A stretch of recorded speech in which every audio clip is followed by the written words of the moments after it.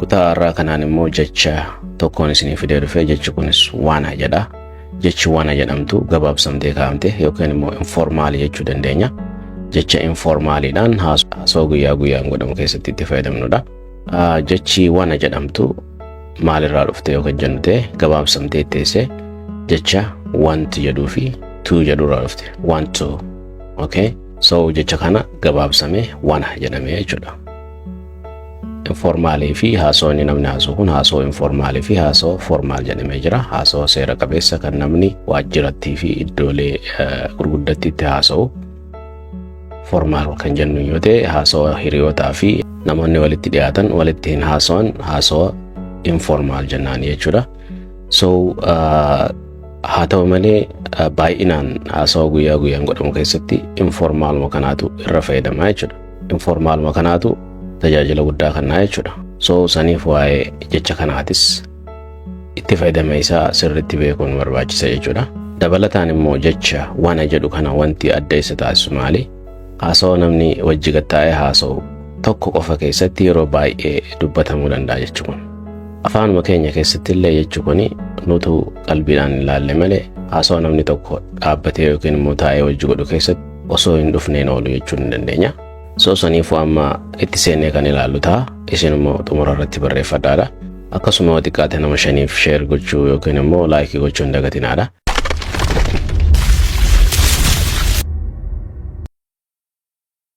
So yeroo gara barumsa keenyaa dhufnu jechi wanna jedhamtu tun hiikkaansi barbaadaa jechuudha. Hiikkaansaa maal jenne? Barbaadaa jechuudha. Wanta barbaaddu tokko ibsachuudhaaf wanna fayyadamta yookiin immoo want to fayyadamta. Fakkeenyaaf formaaliidhaan kan jennu yoo ta'e I want to eat jetta. Nyaachuun barbaada. Okay? Wanta ati barbaaddu tokko. Okay? Wanta si barbaachisu osoo hin taane wanta ati barbaaddu tokko ibsachuudhaaf wanna fayyadamna jechuudha gabaabsinee. Want to jennee dheeressurra wanna jenneetuma gabaabsinaa jechuudha. Okay? Fakkeenyi inni jalqabaa maal jedha? Jecha wannatti fayyadamne hima afaan Oromootiin jiru kana akkamitti Ingiliffa jijjiirree ergaa kana dabarsuu dandeenya. Himichi kun immoo maal jedha? Waan si gaafachuu barbaadaa jedha yookiin immoo wahin si gaafachuu barbaadaa jechuu jirra jechuudha. So barbaada jechuudha agarsiisa jechi wanna jedhu jennee miti. So barbaadu jechuu yoo ta'e wanta barbaaddu tokko ibsachuuf kan fayyadamnu yoo ta'e so waan si gaafachuu barbaada ka jedhu sana Ingiliffaan wannatti fayyadamne akkamitti jechuu dandeenya. Okay, akkana jedha. I wanna ask you something. I wanna ask you something jennee jechuudha. I wanna ask you something. Asirratti I jechuun ana jechuudha. Wanna yeroo jennu barbaada. Ask you si gaafachuu something wanta tokko jechuudha. Wanta wayii si gaafachuu barbaada jechuudhaaf. Okay? I wanna ask you something jennee jechuudha. Dafnee yeroo jennu akkam jenna? I wanna ask you something jennee jechuudha. Asirratti immoo maal jedha? Namni wayii nama dhaabbatu wayii ilaalee okay as taa'uu barbaaddu yookiin immoo barbaaddaa jedhaan nama wayiitiin. So akkami jechuu dandeenya isa sana? Wanna fayyadamne jechuudha. Akkana jenna jechuudha. Wanna sit here? Wanna sit here? Asirratti hin gabaabsame malee do you wanna sit here jechuu dandeenya ture. So akkattis gabaabsinee jenna jechuudha. Wanna sit here? Gabaabsame jechuudha. As taa'uu barbaaddu yookiin immoo barbaaddaa. Kun immoo maal jedha?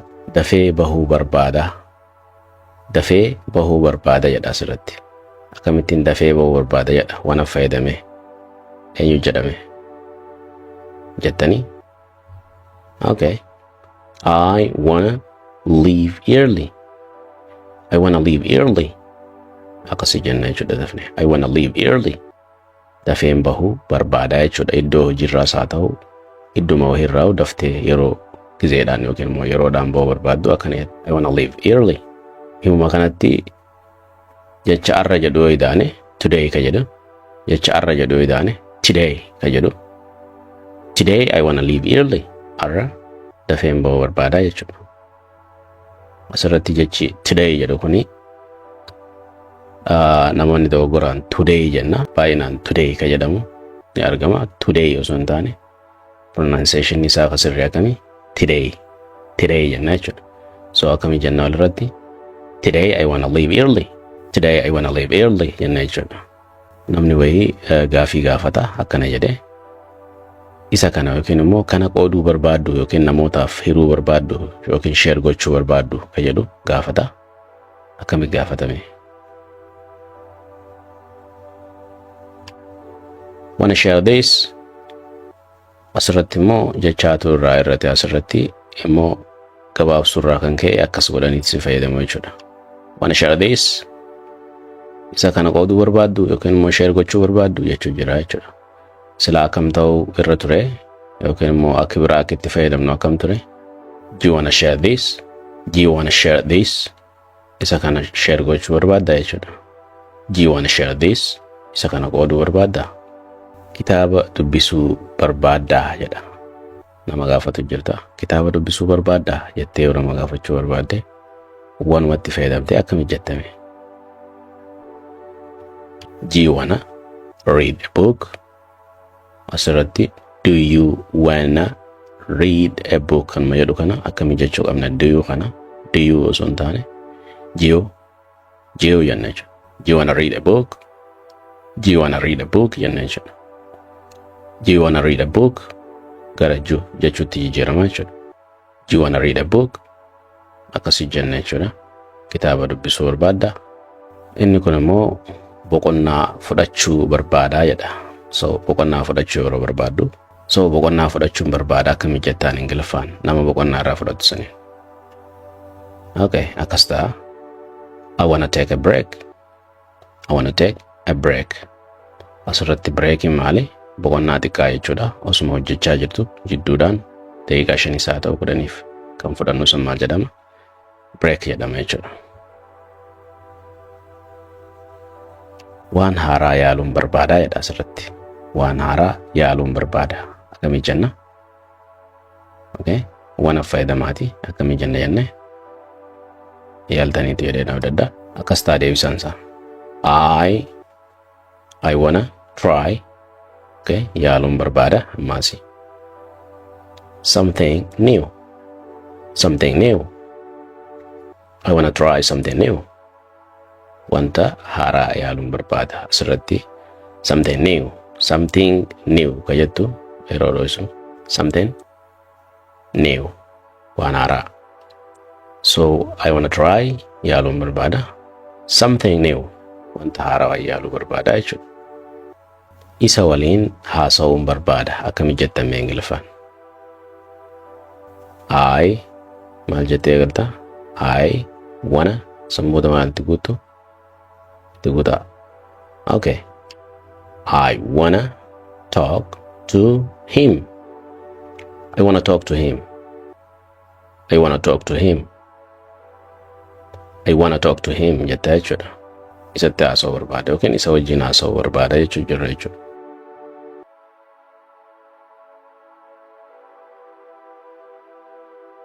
Banuu barbaaddaa siin jedha.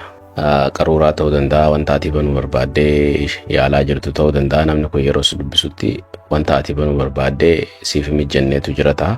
Sa'u banuu barbaaddaa siin jedha. Okay. Akkamiin jechuu danda'a jechee banuu barbaaddaa jedhu sun. Yookiin immoo yeroo siin jedhamu dhageesse jechi sun banuu barbaaddaa jechuutti akkamiin fudhattame yoo beekte malee akkasi fudhachuu hin dandeessu. So deebisaan isaa kana. Do you wanna open it?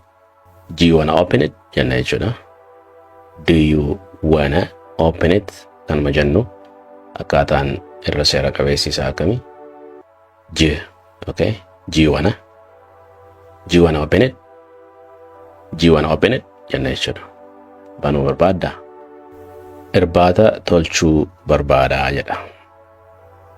Namni tokko irbaataan tolchuu barbaada. Yeroo jechuu barbaade Ingiliffaadhaan akkam jedha? I wanna make dinner. Dinner jechuun irbaata yookiin hiraata jennuun sani. So I wanna make tolchuu barbaada yookiin gochuu barbaada, godhuu barbaada. Okay, hundinuu ni ta'a. Dinner irbaata. So isa kana laaqanaan tolchuu barbaada jechuudhaaf I wanna make lunch. Cireetti jijjiiruu barbaanne jecha dinner jedhu. Breakfast dhaan bakka buusuudha jechuudha. I wanna make breakfast. Okay. amma qulqulleessuu barbaadda jechuu barbaaddu akkami jetta? Wanna clean up now. Okay. Asirratti maaltu raafe? Do you ka jennu san jechuudha. Do you wanna clean up now ka jedhu wanna qofarraa kaasuus akka dandeenyu ilaalaa turre. So akkasis jechuu dandeenya, akkanas irra gabaabsinee jechuu dandeenya jechuudha. Do you wanna clean up now? Do you wanna clean up now ka jedhu wanna clean up now jennee gabaabsinaa jechuudha. Amma qulqulleessuu barbaaddaa jechuudha. Inni itti aanu yaada kee dhaga'uu barbaada jedha. Yaada kee dhaga'uu barbaadaa akkamii jenna? I wanna hear your opinion. I wanna hear jechuun dhaga'uu barbaada. Dhaga'uu jechuun hear dha. I wanna hear ani dhaga'uu barbaada. Your kee jedha. Your kee jechuudha. Opinion yaada kee. Opinion jechuun yaada namootaa jechuudha. So your opinion jechuun yaada kee jechuudha. So I wanna hear your opinion yeroo jennu yaada kee dhaga'uu barbaadaa jechuu jirra jechuudha. Kana caalaa beekuu barbaadaa jedha nam tokko. Wanta wayii tokko erga beeke booda ammas dabalataan san caalaa beekuu yeroo barbaadu kana caalaan beekuu barbaada jedha. Ingiliffaan akkamii jenna gaafiin? I wanna know more. Okay. I wanna know more jenna jechuudha. More jechuun wanta takka hin beektaa dabalataan jechuudha gabaabumatti. Dabalataan yookiin san caalaa jechuudha. So I wanna nan barbaada, know beekuu, more dabalataan. I wanna know more. As dafne jenna jechuudha. Kana dafee xumuruun barbaadaa yoo jechuu barbaade akkami jetta? Wanta itti jirtu takka xumuruudhaaf wanta itti jirtu takka daftee xumuruu barbaadu kee ibsuu barbaadde akkami jetta? Ingiliffaan jechuudha. I wanna finish this quickly. I wanna finish this quickly. Isa kana dafee xumuruu barbaadaa jechuu jirra jechuudha.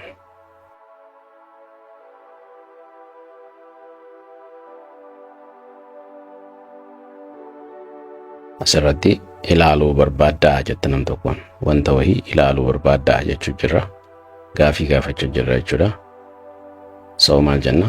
Do you wanna check it out? Asirratti ilaaluun nuti jechaa jirru kan waan san ilaalan osoo hin taane wanta san ka check godhan jechuudha. Wanti takka sirrii moo sirrii miti jettee erga wanta takka hojjette booda kan ilaaltu san ilaalcha saniin check jennaani. Checking godhuu barbaada jenna afaan Oromootiin. Afaan Oromootiin yeroo baay'ee checking gochuu barbaada jenna mitire. So checkii san baanna jechuu ilaaluun nuti jechuu jirru. So nama saniin wanta san irra deebitee ilaaluu barbaadda akka sirrii ta'eef sirrii hin taane faa jechuudha. So akkami jenna?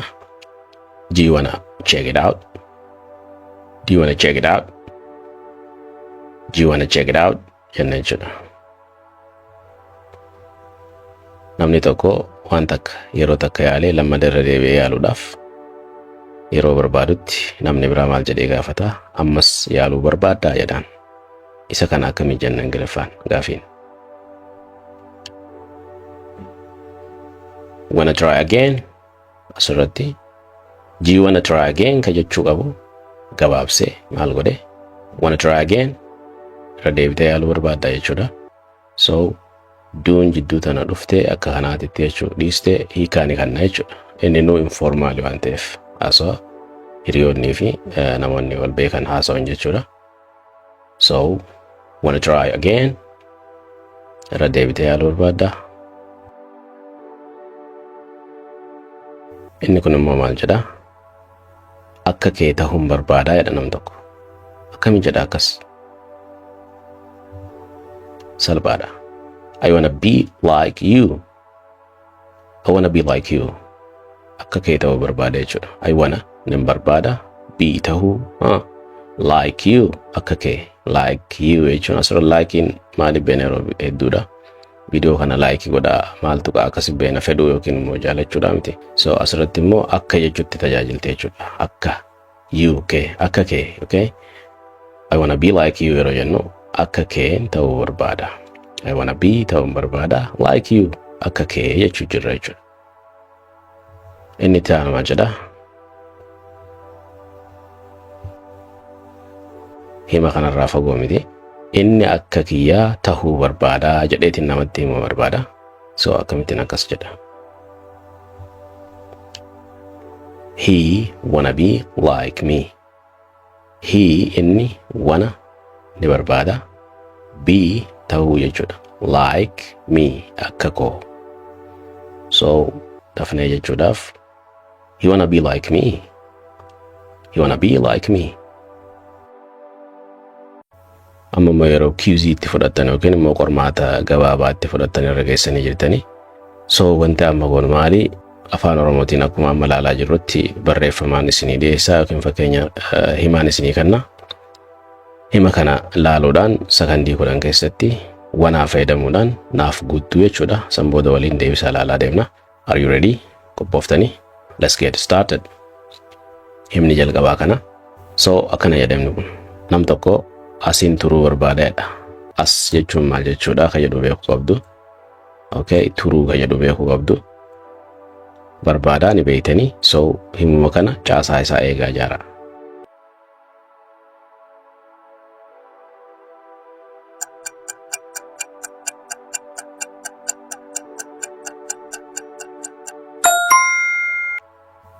Deebisaan isaa kana. I wanna stay jechi jettu qofa kan amma isin haaroo isinitti ta'u. Okay, I wanna stay turuu barbaada. Here as jechuudha. I wanna stay here. Here in nuti jechuu jirru as tajennuun sun tana jechuudha. I wanna stay here. Asin turuu barbaada. Gara itti aanu adeemnu. Wal loluu barbaadu jedha. Namoota wal loluu barbaaduun isaan wal loluu barbaadu jechuu yoo barbaanne akkamii jenna? Sakandii 10.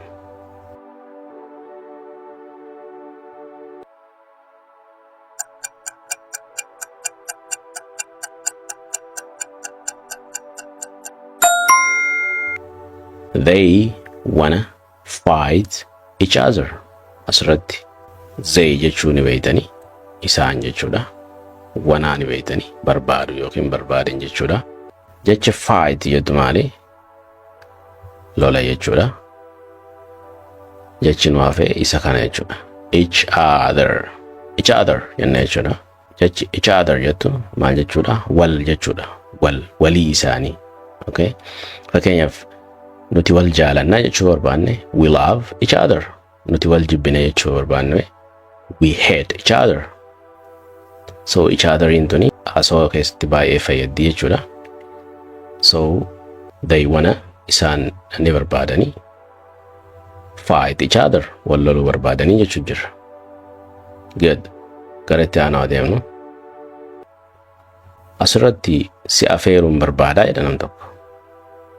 Jechi isin dhibu ni jira jedhee yaadu. Si jechuun maal akka ta'e beektu afeeruu ka jedhu qofaatu isinitti ulfaata jedheetii yaada. Okay. Barbaadaa ni beeytan isa kana wanaadha. So akkam taame?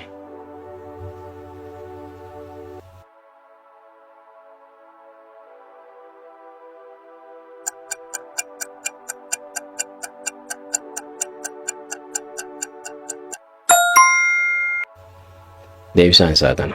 I wanna invite you.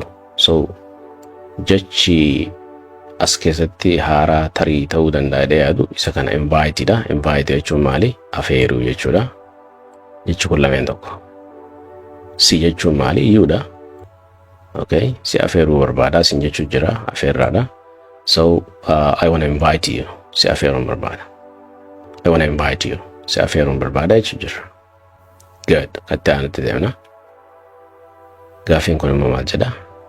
Gammaduun barbaadaa jedha. Hima baay'ee salphaa ta'e jechuudha. Ati gammachuu barbaadda taanaan ani gammaduun barbaadaa jettee ibsachuudhaaf akkam jetta Ingiliffaan? Jecha wana jedhutti fayyadamtee jechuudha. Okay.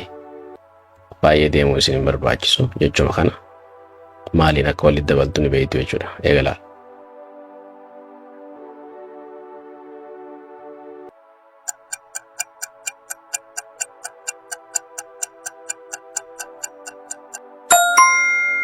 Okay, deebisaan isaa kana. I wanna be happy. Okay, I wanna be happy. Asirratti be jechuun tahuu jechuudha. Happy gammaduun barbaadaadha walumaa galatti yaadni isaa. I wanna be happy. Gammaduun barbaada jechuudha jechuudha. Gaaffii itti aanu waama gammachuu wal qabatu ta'e kunis maal jedha? Si gammachiisuun barbaadaa jedha. Namni tokko nama kaaniin si gammachiisuun barbaada akkamii jedha? Eegala.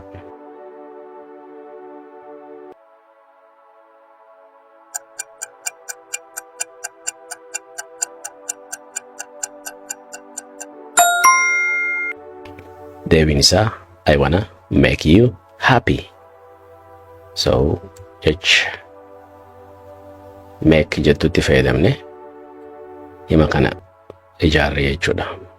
So jechi make jedhamtu tuni gahee guddaa taphataa jirti jechuudha as keessatti.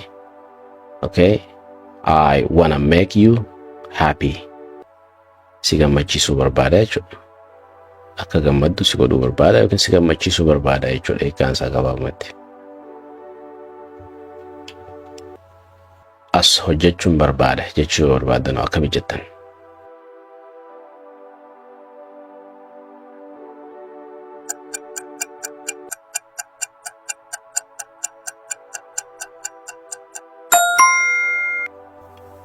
I wanna work here. I ani wanna nan barbaada work dalagu yookiin hojjechuu here as jechuudha. Si wajjin taphachuun barbaada akkami jettame? Si jechuun you yoo ta'e so kanaaf isin barbaadameeti.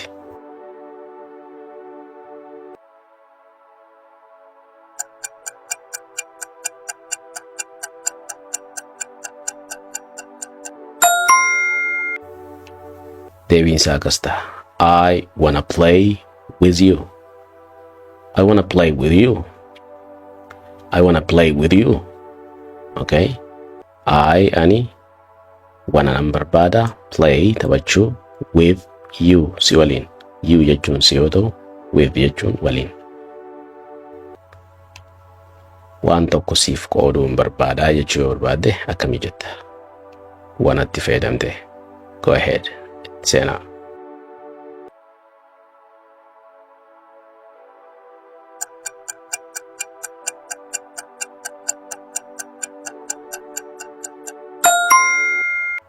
I wanna share something with you. Okay. I wanna share in beetanii qooduu yookiin immoo qooduu jechuudha. Something wanta tokko jechuun wanta wayii jechuudha. With you si waliin yookiin immoo siif qooduu barbaada jechuudha gabaabumatti. Yeroo kallattiin hiiknu waan tokko siif qooduu barbaada jechuu jirra jechuudha. Dafnee jechuudhaaf I wanna share something with you. I wanna share something with you. So barumsi keenya kan waa'ee wanna jecha jettu yookiin immoo want to jettu wal qabatu isa kana fakkaata. So isin immoo fakkeenyota asirra jiru kana ilaaluudhaan fakkeenya mataa keessanii yeroo isin barbaachisetti akka isin barbaachisetti uummachaa hima babbareedaa ijaaraa deemuu dandeessu. Haala isin mudatu keessatti ijaaraa deemuu danda'u qabdu. Waan hundaafuu kana gochuudhaaf wanni isin dirqama gochuu qabdan viidiyoo kana erga laaltanii xumurtan booda barreessuudhaan deebistanii qayyabachuudha. Erga qayyabattan booda shaakaluudha jechuu. Yeroo shaakaltan fakkeenyota akka ammaan isiniin jedhee kana kan mataa keessanii kan duraan irra dhaabbachuudhaan ijaaruu danda'u qabdu. So afaaniinis jecha barreeffamaanis barreessaa shaakalaa deemuu danda'u qabdu jechuudha. So kutaan keenya kan har'aa isa kana fakkaata. Kutaatti aanuun waan biraatiin amma walitti deebinutti yeroo gaarii isiniif haa ta'u. Bye bye for now.